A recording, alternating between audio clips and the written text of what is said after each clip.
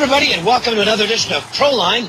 As we get closer and closer to conference tournament time this weekend, of course, Bracket Busters is upon us. Some big games to look at there. It's a lot of fun. Most of the games are garbage, but there are still opportunities, if you're a bettor, to make some money on these games, because there is a way to kind of gauge on information which teams care about it and which teams don't. So lots of good opportunities out there, and here to talk about it this weekend, Big Al McMordie from Big Al Sports, Jim Feist from Jim Feist Sports, John Granton from Jim Feist Sports.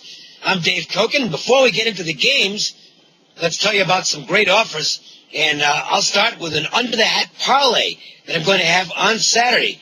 I'm only going to charge $10 for this, and I'm going to guarantee that you go 2-0. You got to go 2-0. You're going to get a full week of my service. Otherwise, sign up early and get another under-the-hat play that I've got going tonight as a completely free bonus. Under-the-hat selections have been solid. They're going to stay that way this weekend. Make sure and take advantage of this. I mean, for $10, all you can do is win money. 1-866-896-1629 is the number to call. That's 1-866-896-1629. Free plays. The free plays were absolutely amazing last year. Plus roughly 80 games for the entire calendar year, which is phenomenal. So far this year, 27 and 22. So they're making money. You know, it's about 55%. I don't know anybody who won't sign up for that. And these games are free every day. All you need to do is text Cokin, C-O-K-I-N, to 313131, and you get back that day's free play via text message on your cell phone. So again, Cokin to 313131. Big Al, a couple Saturdays ago, 5-1, and then Hofstra. See, this is what I love is that you can find situations where just a horrible basketball team is a great bet. And the money spends the same. It doesn't matter whether you get it by betting on Hofstra or the best team in the country. It's a big role for you. What do you got this weekend? Yeah, that's right, Dave. That's one of the advantages of someone like me that has the best database in the world is I can find those situations that other handicappers wouldn't even think about looking, for. I can find the Hofstras or the Eastern Illinois or, really any team when you're a technical handicapper like myself. As you mentioned, two Saturdays ago, we were 5-1, including the high roller Fortune 500 release on the Hofstra Pride. Last Saturday, more of the same with a winning 4-2 day and another Fortune 500 Club winner, and that was on the Air Force. This week, for Bracket Busters, I've got all the Bracket Buster games going back to very first Bracket Buster weekend. I've got all of them in my database, so I know which Bracket Buster situations to look for, and I'm going to have a 5-play countdown for Saturday, including another Fortune 500 Club release. That would be sold online for $500, but for the first 100 callers, you can get all 5 for just $20. This is a monster special, one of the best I've had all season. Sign up early, and you'll also get a 6th play, a bonus TV winner going tonight. Call toll-free 866-841-1665. As many as 6 games for just $20, including that $500 Fortune 500 Club play.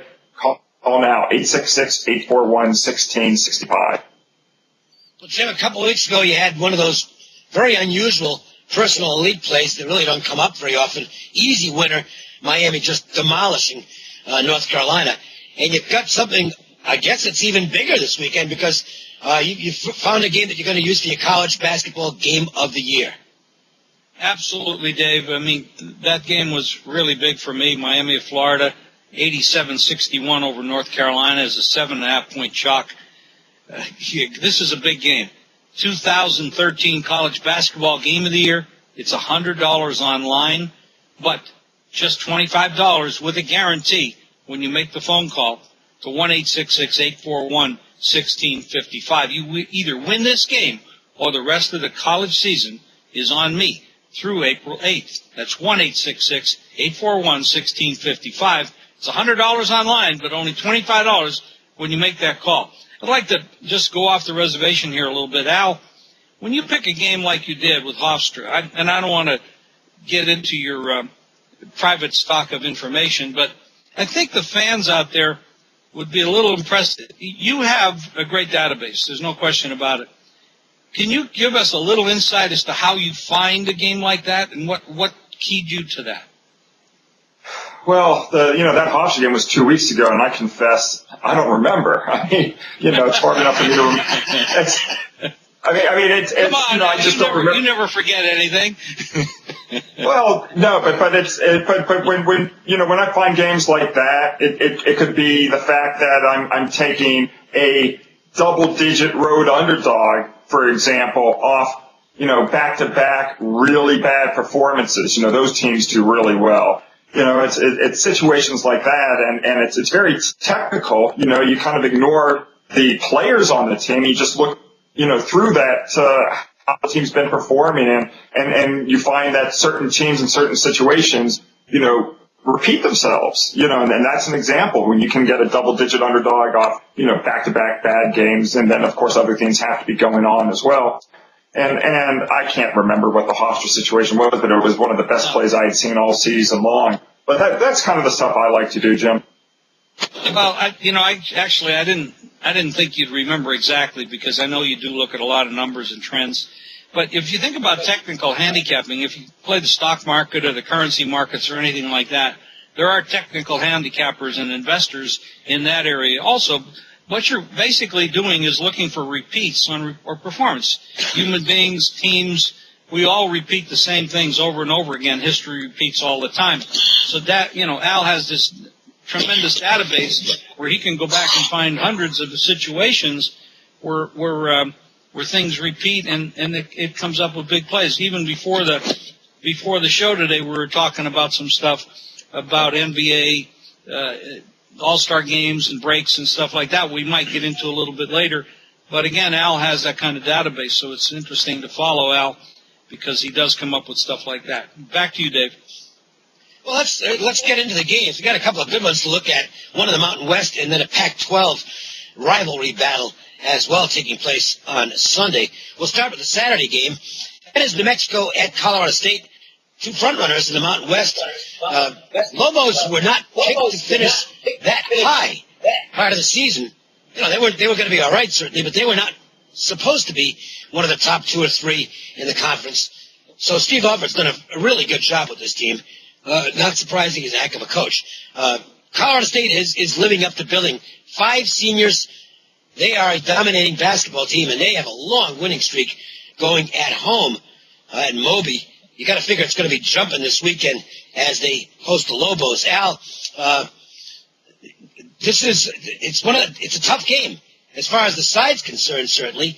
At least I find it that way because you're having to pay a premium for Colorado State at home, and it's no longer one of those situations where you can say, well, look, they're just going to win the game, so I'm going to bet them.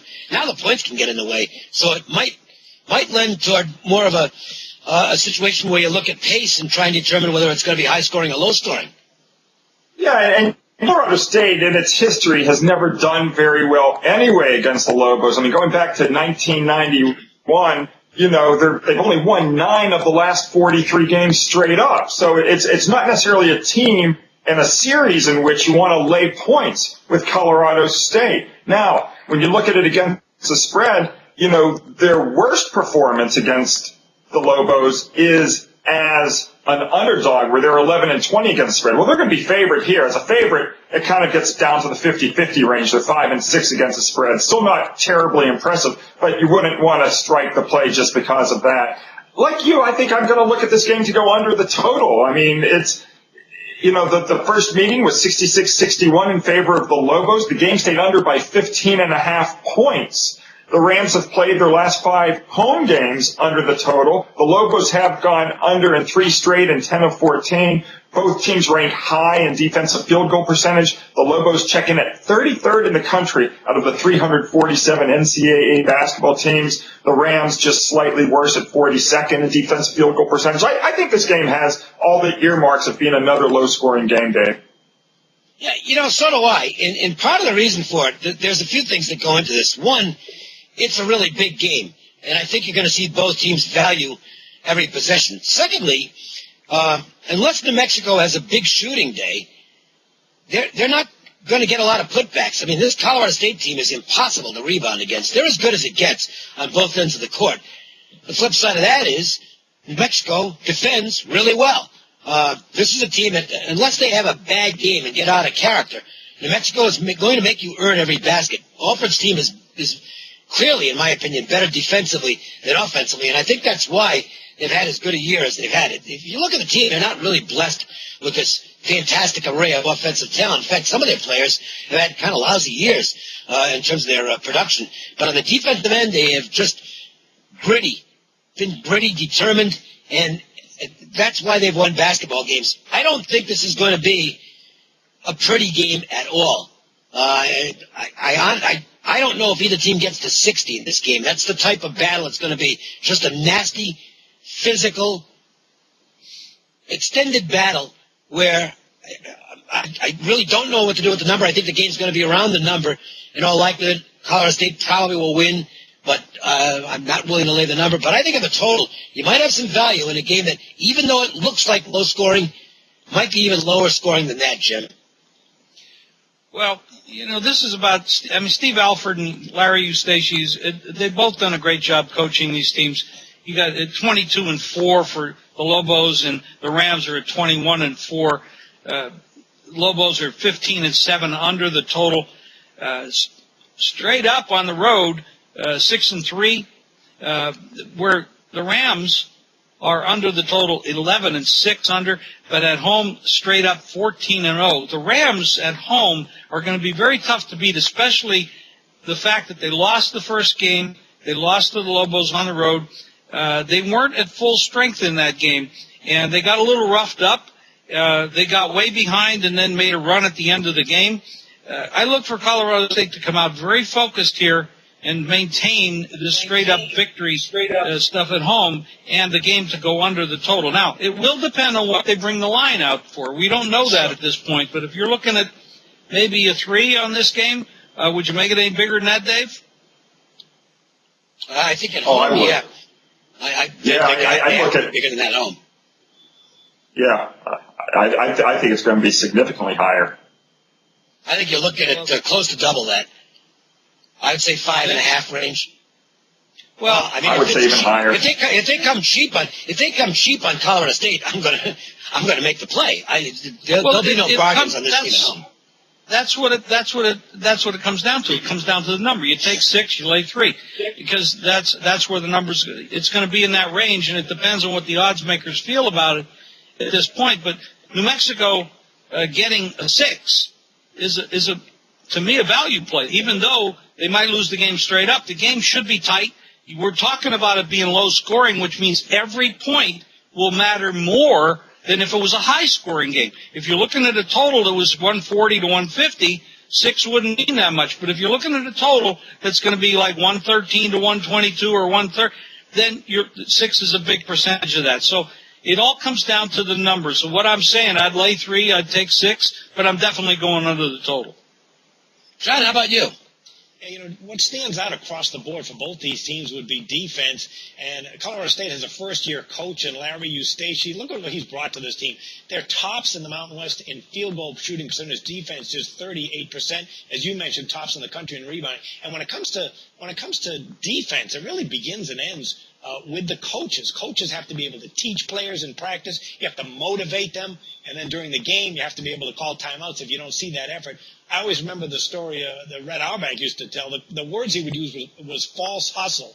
He said he would blow the whistle in practice and go up to a guy and say, look, you're giving me false hustle. I'm not a dummy. I've seen this before, and I don't want that. And if you're not going to play hard on the defensive end, then, get your ass on the bench.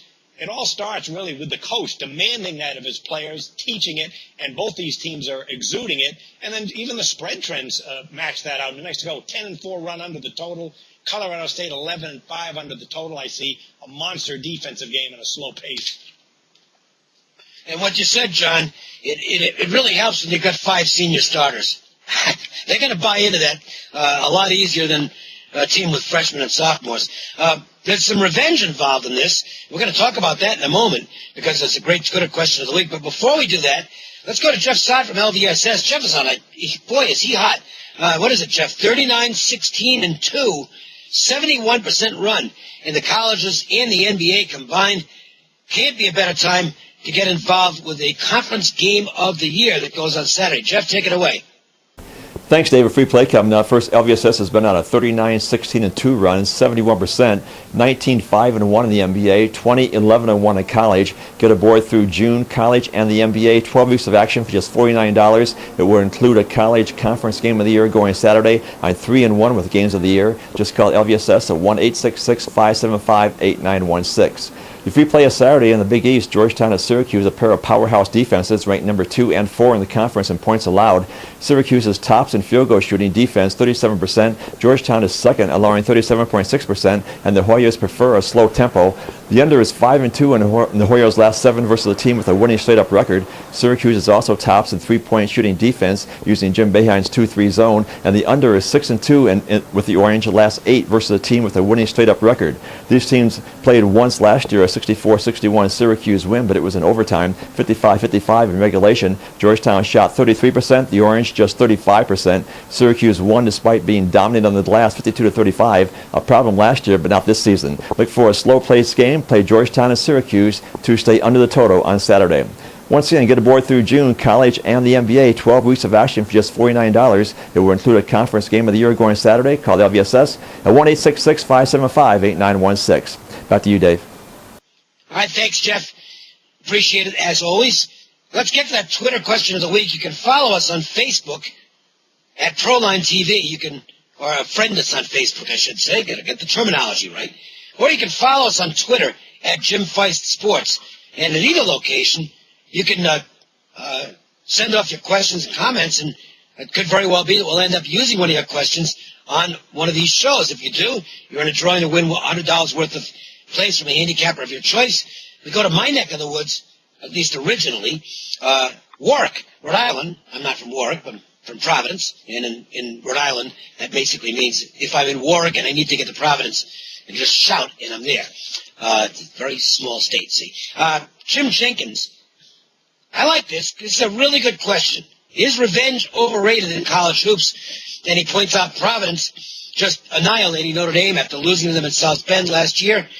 But the Friars weren't talking about revenge afterward or before the game.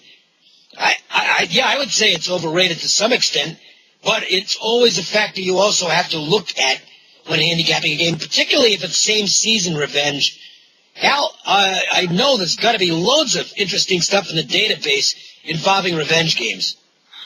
Yeah, and I think you also just hit one of the bigger nails on the head, Dave, when you distinguish same-season revenge from previous season revenge, especially, as we're seeing in the college basketball game now, where the players aren't even staying all 4 years, at least the really good ones. They're leaving after, 1 year, 2 years, etc. So you really want to be looking at same-season revenge. The other thing I'd like to do to kind of tighten this up, I like to look at winning teams with same-season revenge, and winning teams not only with same-season revenge, but a huge loss. For example, 25 or more points. I could not care less really about a crap basketball team with same-season revenge. They're losing all their games. There's no difference, really. But if it's a winning team that, and it's true, if it's a winning team that's got really big revenge, embarrassing revenge. Well, for example, those teams going back to 1991, winning teams with revenge from a same-season loss of 25 or more points, those teams are 206 and 160 against the spread on the blind. It gets even better if they're at home, playing in front of the emotional, home crowd. Those teams are 144 and 96 against the spread. So that's something that you always will look at. And that's very meaningful. And then, so if you want to tighten it up even further, if the home team is an underdog, now instead of 144 and 96 against the spread, you can make it 100 wins and 55 losses against the spread. That's a terrific situation. So that's where you really want to, fine-tune revenge. Winning teams at home, 25-point losses, and an underdog. You can go to the bank with those all day long. Good stuff. Real good stuff. All right, Al, let me ask you a question. If a team loses a game at home, when they're a favorite, and you have to split this up, when they're a favorite or when they're an underdog, and they lose their home game, let's say as a favorite, you're a 13-point home favorite, you lose the game to the team you're playing tonight now on the road. Yeah. Is revenge better when, and it more meaningful because you lost at home and now you're really pissed because you lost a home game to this club? Or is it better when you're trying to get revenge and you're at home? Well, it's always better when you're at home. I mean, for example, when you're looking, the other thing is it just doesn't happen all that much that a team loses by that big of a margin at home. Usually that 25-point or greater losses are always going on the road. It's very rare that. How about if it's a loss by, let's say, anything? If you lost the home game, you're favored in the game, and you lost the game, even if it isn't by a lot of points. I find, generally speaking, revenge works a lot better in the home environment than it does on the road. Okay. And it's just, the emote. It's the other thing. It's two things going on here. Don't forget, the other team is going to be a little bit complacent. Well, it's hard for a team to be complacent with that home energy behind them. I mean, they're going to be key to perform well for their home team, their home fans. So it works both ways. You want to have the energy with the team with revenge. There'll be some revenge on the line on Sunday as UCLA goes into USC. The Trojans won at Pauley Pavilion. Pretty exciting game. In overtime, back around the end of January, USC was a big underdog in that game and got the victory, 75-71. The Trojans have clearly, Al, picked things up since they fired Kevin O'Neill, who, I was sorry to see him go because that was money to be made betting against USC with Kevin O'Neill. Really, one of the flattest teams I've ever seen on a regular basis. Ran nothing on offense, they just didn't play with any fire.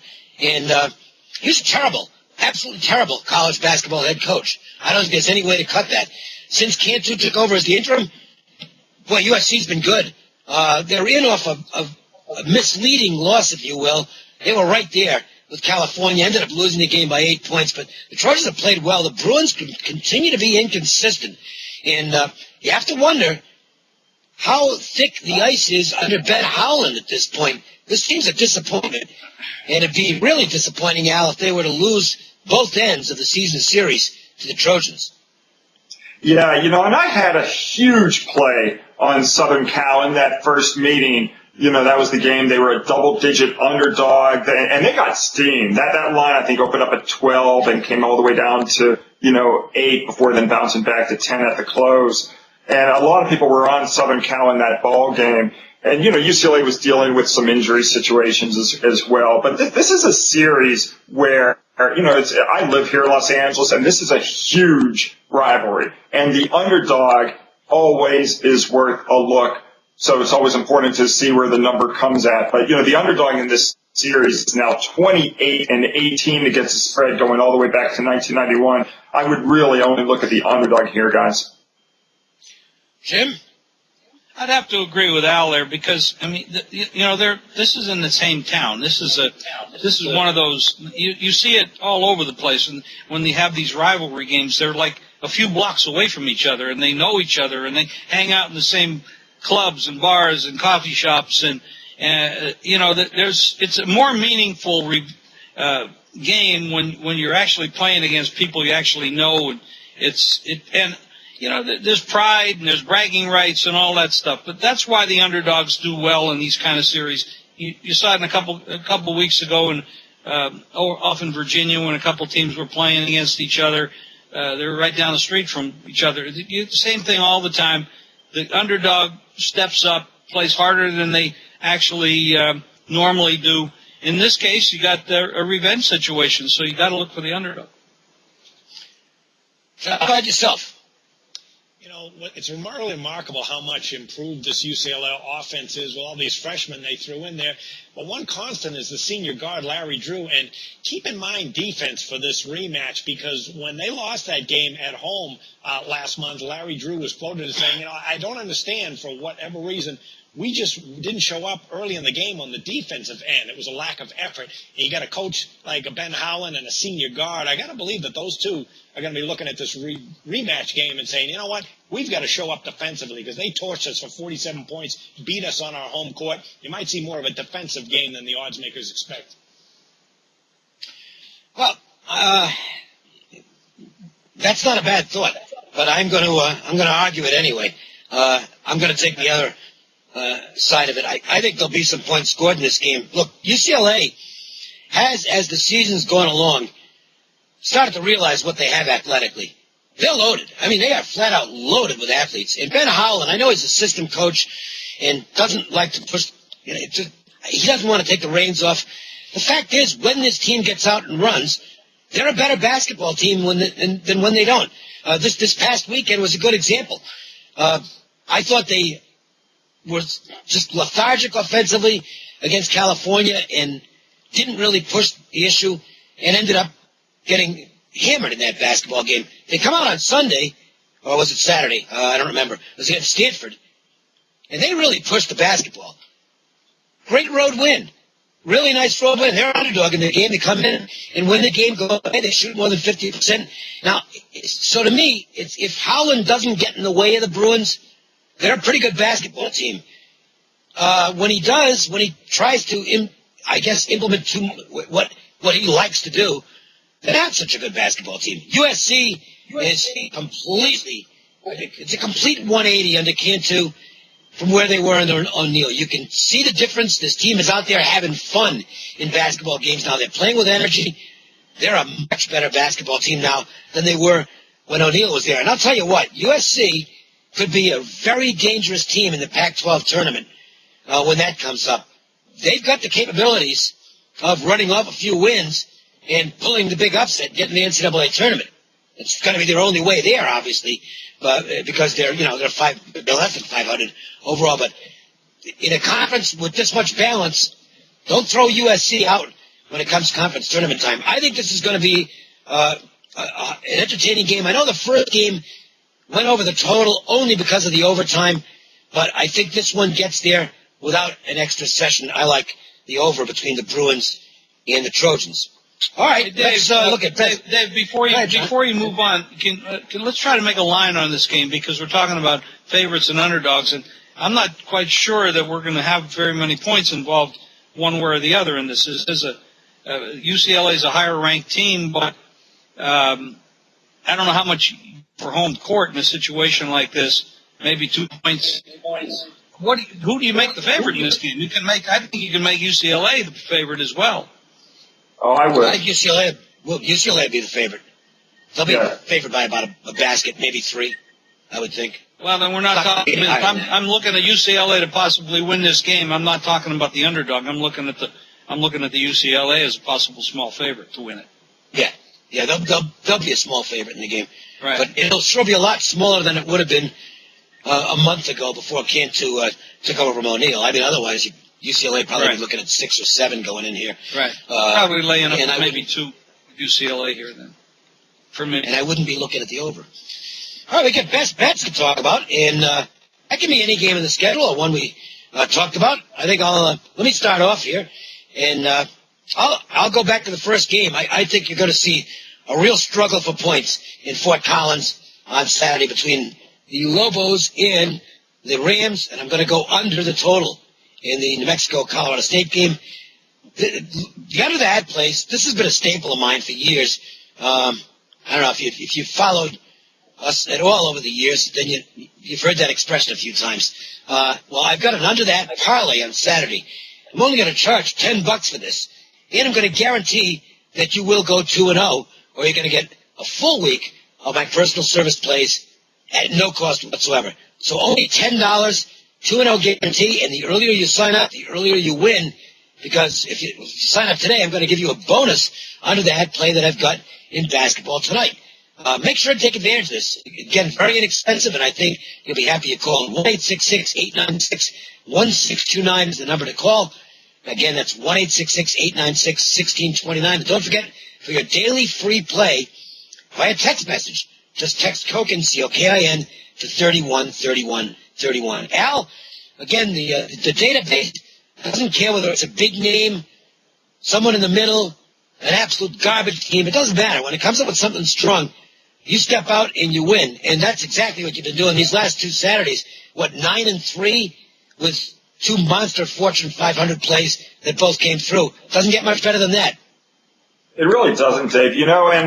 But it's not just about the database. As handicappers, we have to read all the local newspapers. That's part of our job, and we can come up with plays in many different ways. And one of the things that for my best bet, it's really a product of reading the newspapers and reading what coaches had to say. I look back at that game on Sunday. I had a huge play on Wisconsin against Ohio State, and the Buckeyes gave up 71 points to the offensively challenged, Badgers. And after the game, Thad Matta just really lost it. And he lost it during the game as well, to his team. And he just was screaming at his team, where's our defense? He said afterwards, he said, I don't know who's in our jerseys right now. We've seen the results. If we're not going to play defense, we're not a good basketball team. So when I read something like that, okay, that's all he's going to be preaching for the next week or two is defense. And, you look at this game on Sunday, for example, they're going to be playing, Michigan State. It's a huge game for the Buckeyes because they haven't performed well against the top 50 RPI teams. I think they're 1-7 for the season. So I don't know if they're going to necessarily play well on offense, but I do know they're going to play well on defense. So I'm going to take, as my best bet here, the under in the game between Ohio State and Michigan State. And you also, of course, get the benefit that both teams, have very strong under trends. The Buckeyes are on a 9-5 run under the total. When these teams met in East Lansing, the final score was 59-56, and the game stayed under the total by 14 points. So my best bet is going to be that Big Ten matchup. I'm going to take Buckeyes and the Spartans under the total. As you mentioned, Dave, the last 2 Saturdays have just been brilliant for me. My clients have made a lot of money, 9-3 on our club plays the last 2 Saturdays, the Fortune 500 club games, 2-0. This Saturday, I've got a 5-play countdown for the Bracket Buster weekend, including a Fortune 500 club play. All 5 games for just the first 100 callers are $20. And for folks who sign up early, you get a 6th winner going tonight that's on TV. Call toll-free 866-841-1665. Sean, how about stepping in with your best bet here? Sure, New Mexico Lobos, they off a win, and when they are in that roll, 30-12 against the spread. They're also undervalued in the Mountain West Conference, 27-1 against the spread. Best bet for Saturday, New Mexico Lobos, Dave. And Jim Feist, well, this is when it gets big because you found the D game, you circled it, and now it's time to fire. It's going to be an expensive game online, but an opportunity for people to cash in on your biggest single play of the season. College basketball game of the year at a really great price. Absolutely. $25, Dave. It's for sale online for $100. On $25 when you call the office, 1-866-841-1655. It's my 2013 college basketball game of the year online sale for $100, but you get it for $25 with a phone call. If it doesn't win, the rest of the college season through April 8th is free on me. That's 1-866-841-1655. We talked about this game with New Mexico, Colorado State going under the total. I really like that play. I like a lot of plays for Saturday, but I'm not going to tip my hand because it is my college basketball game of the year goes on Saturday. So but I do have some really big plays on Saturday besides that one game. So that's a big day for me. Step in, call that number, 1-866-841-1655. Get on board for that college basketball game of the year. Plus, I will have other games as well. All big plays. All right. Great weekend to step forward and take advantage of these offers. It's the time of year when good handicappers usually do extremely well. I think we'll put we'll take our chances with this quartet. It's a pretty good one. So hope you take advantage of those offers. Hope you have a great weekend. Don't forget to make sure and check out the NBA edition of ProLine as well. We're looking at some dynamite stuff on the pro hardwood. Meanwhile, for Big Al, Jim, and John, I'm Dave Cokin. Thanks a lot for watching. Have a great weekend, and we'll see you next week.